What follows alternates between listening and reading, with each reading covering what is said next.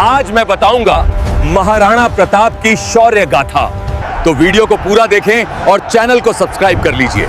मेवाड़ की माटी और वीरता का सूर्योदय। 16वीं शताब्दी का भारत एक बड़े बदलाव के दौर से गुजर रहा था। उत्तर में मुगल साम्राज्य की जड़ें गहरी हो रही थीं। एक एक कर राजपूताना की रियासतें दिल्ली के सामने नतमस्तक हो रही थीं। लेकिन अरावली की गोद में बसा मेवाड़ अपनी स्वतंत्रता और स्वाभिमान की मशाल जलाए बैठा था। इसी स्वाभिमान की रक्षा के लिए 9 मई 1540 को कुंभलगढ़ के दुर्ग में एक ऐसे व्यक्तित्व का जन्म हुआ जिसकी गर्जना सदियों तक गूंजने वाली थी। राणा उदय सिंह और महारानी जयवंताबाई के घर जन्मे इस बालक का नाम रखा गया प्रताप। प्रताप का बचपन महलों की चकाचौंध में नहीं बल्कि अरावली की ऊंची नीची पहाड़ियों और घने जंगलों में बीता। उनकी माता जयवंताबाई एक धर्मनिष्ठ और साहसी महिला थीं। उन्होंने नन्हे प्रताप को बचपन से ही रामायण और महाभारत की वीरतापूर्ण कथाएं सुनाईं। उन्होंने प्रताप के मन में यह बात बैठा दी कि राजा का धर्म केवल शासन करना नहीं बल्कि अपनी प्रजा और मातृभूमि की मर्यादा की रक्षा करना है। प्रताप ने अपनी प्रारंभिक शिक्षा युद्ध के मैदानों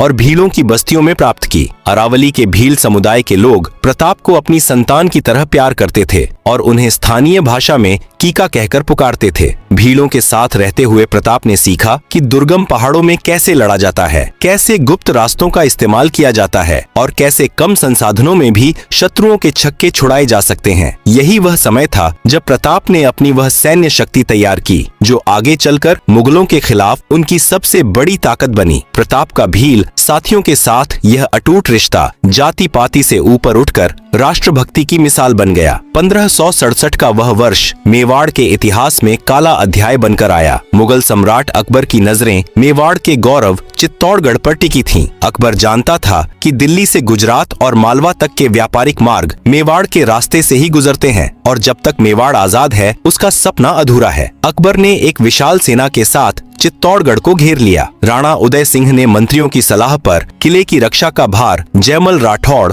और पत्ता सिसोदिया जैसे वीरों को सौंपा और खुद अरावली की पहाड़ियों में चले गए ताकि मेवाड़ की शक्ति को संगठित रखा जा सके। उस युद्ध में चित्तौड़ ने वह भयावह मंजर देखा जो इतिहास कभी नहीं भुला सकता। जयमल और पत्ता ने अंतिम सांस तक लोहा लिया लेकिन अंततः विजय मुगलों की हुई। किले के भीतर हजारों राजपूत वीरांगनाओं ने अपनी मर्यादा के लिए जौहर की अग्नि में खुद को समर्पित कर दिया। अकबर ने किले पर अधिकार करने के बाद 30,000 निर्दोष नागरिकों के कत्लेआम का आदेश दिया। युवा प्रताप ने अपनी आंखों से चित्तौड़गढ़ का पतन और अपनी प्रजा का लहू देखा था। इस घटना ने उनके हृदय में मुगलों के प्रति कभी न खत्म होने वाले विद्रोह की ज्वाला जला दी। 1572 में राणा उदय सिंह की मृत्यु के बाद मेवाड़ एक संकटपूर्ण मोड़ पर खड़ा था। उदय सिंह ने अपनी प्रिय रानी धीरबाई के प्रभाव में आकर अपने छोटे बेटे जगमाल को उत्तराधिकारी घोषित कर दिया था। लेकिन मेवाड़ के सामंत और जनता जानते थे कि मुगलों के इस भीषण संकट काल में राज्य की बागडोर केवल प्रताप जैसा वीर ही संभाल सकता है। गोगुंदा की पहाड़ियों में होली के दिन मेवाड़ के सरदारों ने जगमाल को सिंहासन से हटाकर प्रताप का राज्याभिषेक किया। सिंहासन पर बैठते समय प्रताप के पास न तो बड़ा खजाना था न ही सुरक्षित राजधानी। चित्तौड़ पहले ही छीन लिया गया था लेकिन प्रताप के पास था मेवाड़ का स्वाभिमान। उन्होंने उसी समय एक ऐतिहासिक शपथ ली, जब तक मैं चित्तौड़गढ़ को वापस मुक्त नहीं करा लेता मैं सोने चांदी की थालियों में भोजन नहीं करूंगा, कोमल बिस्तरों पर नहीं सोऊंगा और महलों में निवास नहीं करूंगा। उन्होंने पत्तों की थाली में खाना स्वीकार किया और घास के बिस्तर पर सोना शुरू कर दिया। मेवाड़ का वह राजकुमार अब महाराणा प्रताप बन चुका था जिसने अपनी विलासिता को मातृभूमि की स्वतंत्रता के लिए त्याग दिया था। अब प्रताप के सामने एक तरफ अकबर की विशाल कूटनीतिक चालें थीं और दूसरी तरफ अपनी बिखर चुकी सेना को एकजुट करने की चुनौती। महाराणा प्रताप के सिंहासन पर बैठने के बाद दिल्ली के सम्राट अकबर के लिए मेवाड़ मात्र एक राज्य नहीं बल्कि एक चुनौती बन गया था। अकबर की नीति स्पष्ट थी, साम दाम दंड भेद। वह युद्ध से बचना चाहता था क्योंकि उसे पता था कि राजपूतों से लड़ना मुगल खजाने और सेना के लिए भारी पड़ सकता है। अकबर ने कूटनीति का सहारा लिया और 1572 से 1576 के बीच एक के बाद एक 4 राजदूत मेवाड़ भेजे। सबसे पहले जलाल खां कोरची गया, फिर आमेर के राजा मानसिंह, उसके बाद राजा भगवंत दास और अंत में राजा टोडरमल। अकबर का प्रस्ताव सीधा था, प्रताप मुगल अधीनता स्वीकार कर लें, बदले में उन्हें पूरा सम्मान और आधा आधा हिंदुस्तान दिया जाएगा। लेकिन प्रताप के लिए स्वतंत्रता सौदेबाजी की वस्तु नहीं थी। उन्होंने हर बार एक ही जवाब दिया, मेवाड़ कभी तुर्कों के सामने नहीं झुकेगा। इतिहास की सबसे चर्चित घटनाओं में से एक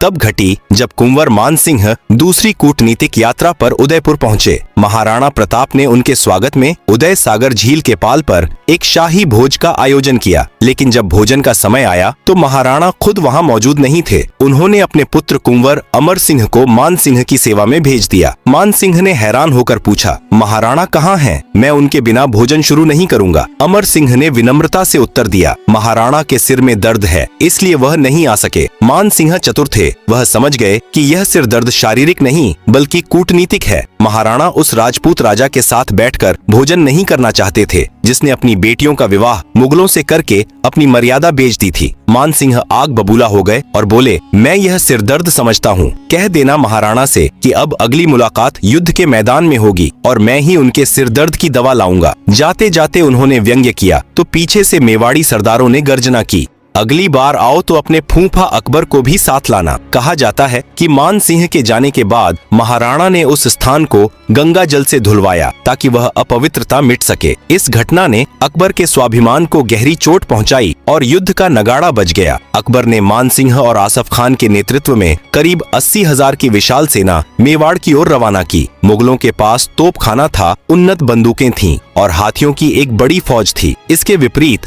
महाराणा प्रताप के पास मात्र 20,000 सैनिक थे, जिनमें राजपूतों के साथ साथ उनके वफादार भील योद्धा भी शामिल थे। महाराणा प्रताप जानते थे कि मैदानी इलाकों में मुगलों की विशाल सेना को हराना असंभव है, इसलिए उन्होंने अपनी दूरदृष्टि का परिचय देते हुए युद्ध के लिए एक ऐसी जगह चुनी जो भूगोल और रणनीति का संगम थी, हल्दी घाटी। यह अरावली पहाड़ियों के बीच एक बहुत ही संकरा दर्रा था, जहाँ की मिट्टी हल्दी जैसी पीली थी। यह दर्रा इतना संकरा था कि एक समय में यहाँ से केवल कुछ ही सैनिक या एक हाथी गुजर सकता था। प्रताप की रणनीति स्पष्ट थी, संख्या बल को बेअसर करना। संकरे दर्रे में मुगलों की 80,000 की भीड़ किसी काम की नहीं रह जाती। वहाँ वीरता की जरूरत थी, न कि केवल संख्या की। तोप खाने का काट मुगलों के पास भारी तोपें थीं, लेकिन हल्दी घाटी की ऊंची नीची पहाड़ियों और संकरी गलियों में उन भारी तोपों को लाना असंभव था। महाराणा ने मुगलों का सबसे बड़ा हथियार उनसे बिना लड़े ही छीन लिया, भील योद्धाओं का प्रहार। महाराणा ने पहाड़ियों की चोटियों पर राणा पुंजा भील के नेतृत्व में अपने धनुर्धरों को तैनात किया। भील योद्धा पत्थरों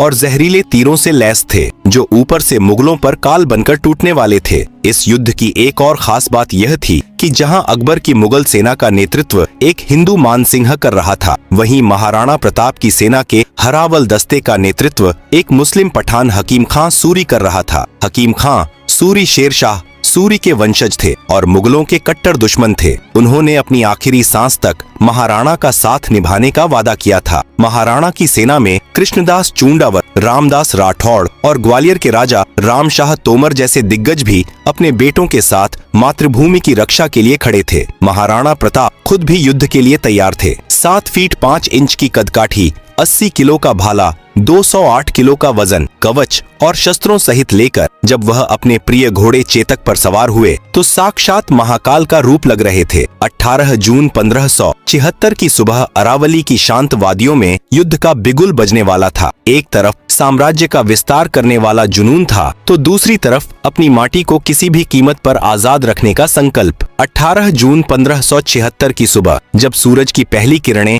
हल्दी घाटी के दर्रे पर पड़ीं, तो अरावली की शांत वादियां हर हर महादेव और अल्लाहू अकबर के नारों से गूंज उठीं।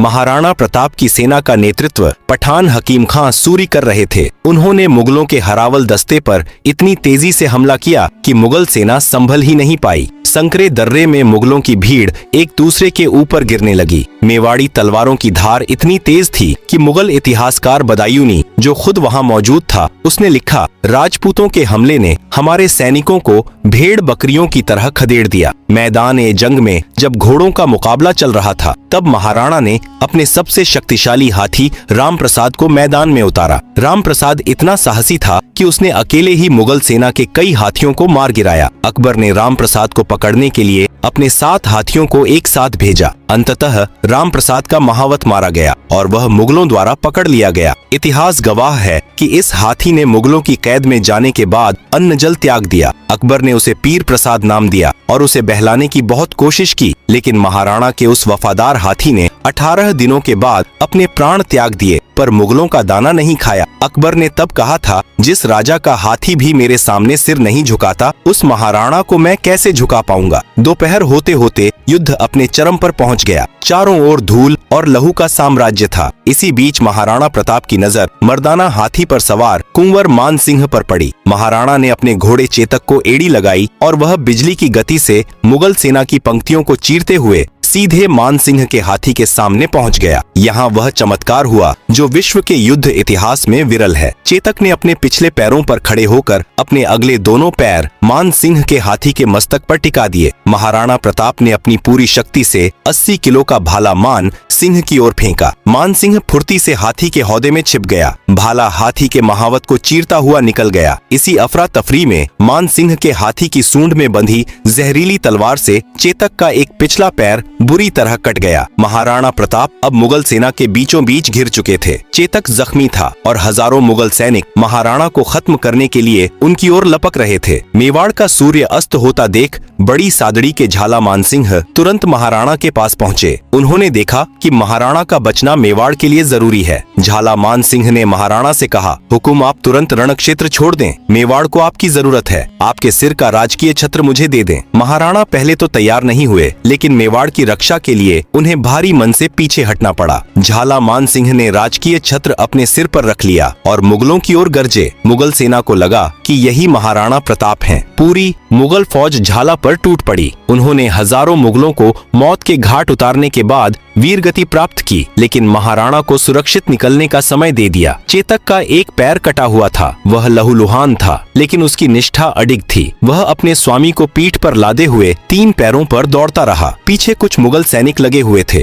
रास्ते में एक 22 फीट चौड़ा पहाड़ी नाला आया। एक स्वस्थ घोड़े के लिए भी इसे पार करना मुश्किल था, लेकिन चेतक ने अपनी आखिरी सांसों को समेटा और एक ऐसी छलांग लगाई जिसने उसे अमर कर दिया। वह नाला पार कर गया, लेकिन दूसरी ओर पहुंचते ही उसके शरीर ने जवाब दे दिया। महाराणा प्रताप ने देखा कि उनका सबसे प्रिय साथी, जिसने अनगिनत युद्धों में उनकी जान बचाई थी, अब उनकी गोद में अंतिम सांस ले रहा था। उसी समय महाराणा के भाई शक्ति सिंह, जो अकबर की सेना में थे, उनका हृदय परिवर्तन हो गया। उन्होंने अपने भाई का पीछा कर रहे मुगल सैनिकों को मार गिराया और अपना घोड़ा महाराणा को दिया। महाराणा प्रताप के जीवन का वह सबसे दुखद क्षण था जब उन्होंने अपनी आंखों के सामने चेतक को प्राण त्यागते देखा। आज भी हल्दी घाटी में चेतक का स्मारक उस अटूट वफादारी की याद दिलाता है। हल्दी घाटी का यह युद्ध न तो अकबर जीत पाया और न महाराणा हारे। अकबर का लक्ष्य महाराणा को पकड़ना या मारना था, जिसमें वह पूरी तरह विफल रहा। दर्रे से निकलकर महाराणा ने अब मुगलों के खिलाफ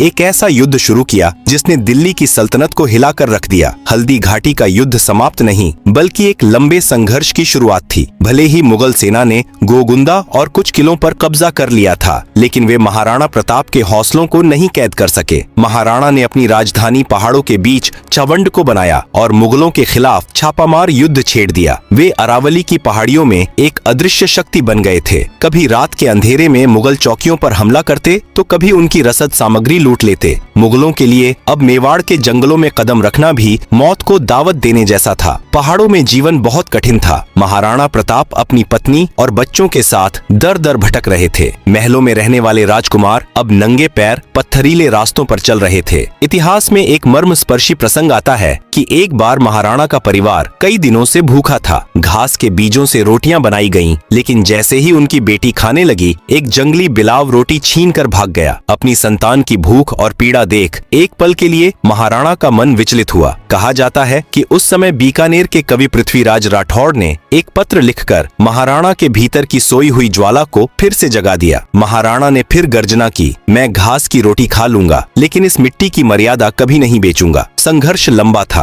और सेना को संगठित करने के लिए धन की भारी कमी थी। महाराणा प्रताप चित्तौड़ को मुक्त कराने के लिए व्याकुल थे, लेकिन खजाना खाली था। इसी कठिन समय में मेवाड़ के प्रधानमंत्री भामाशाह उनके पास पहुंचे। भामाशाह ने अपनी और अपने पूर्वजों की पूरी उम्र की कमाई महाराणा के चरणों में रख दी। यह राशि इतनी विशाल थी कि उससे 25,000 सैनिकों की सेना का खर्च 12 वर्षों तक उठाया जा सकता था। महाराणा की आंखों में आंसू आ गए। भामाशाह के इस त्याग ने मेवाड़ को फिर से लड़ने की शक्ति दी। आज भी दानवीर शब्द भामाशाह के बिना अधूरा माना जाता है। 1582 का वह वर्ष मेवाड़ के गौरव की वापसी का वर्ष था। महाराणा प्रताप ने अपनी नई संगठित सेना के साथ मुगलों के सबसे बड़े केंद्र दिवेर पर हमला किया। दिवेर का नेतृत्व अकबर का चाचा सुल्तान खान कर रहा था। इस युद्ध में महाराणा प्रताप और उनके पुत्र कुंवर अमर सिंह ने वीरता का वह प्रदर्शन किया जिसे सुनकर आज भी रोंगटे खड़े हो जाते हैं। युद्ध के दौरान कुंवर अमर सिंह ने सुल्तान खान पर इतनी शक्ति से भाला फेंका कि भाला सुल्तान खान के कवच को चीरते हुए उसके शरीर को पार कर गया और सीधे घोड़े के शरीर में धंस गया। घोड़ा और सवार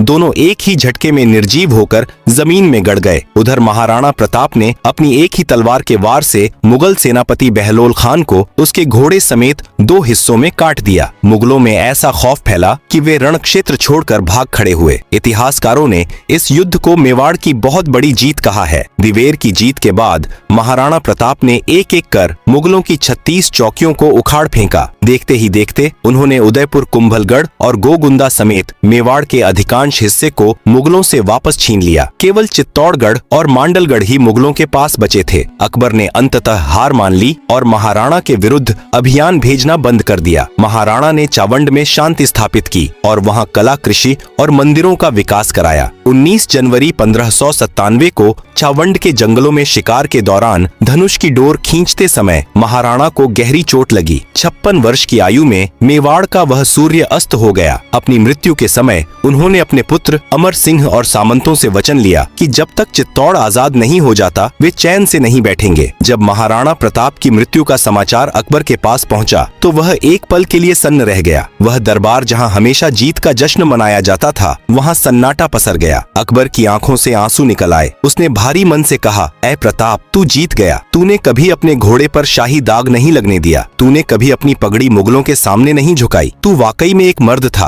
अकबर के दरबारी कवि दुर्सा आढ़ा ने अकबर के सामने ही महाराणा की प्रशंसा में कविता पढ़ी और अकबर ने उसे इनाम दिया। यह इतिहास की सबसे बड़ी कूटनीतिक और नैतिक जीत थी। महाराणा प्रताप केवल एक राजा नहीं बल्कि एक विचार हैं। उन्होंने दुनिया को सिखाया कि स्वतंत्रता से बड़ी कोई पूंजी नहीं और स्वाभिमान से बड़ा कोई गहना नहीं। वे आज भी हर उस व्यक्ति के आदर्श हैं जो अन्याय के खिलाफ सर उठाकर लड़ना जानता है। अरावली की पहाड़ियों में आज भी चेतक की टापों और महाराणा की तलवार की खनक महसूस की जा सकती है। जब तक हिंदुस्तान का इतिहास रहेगा महाराणा प्रताप का नाम सुनहरे अक्षरों में चमकता रहेगा। मेवाड़ की जय। महाराणा प्रताप अमर रहें।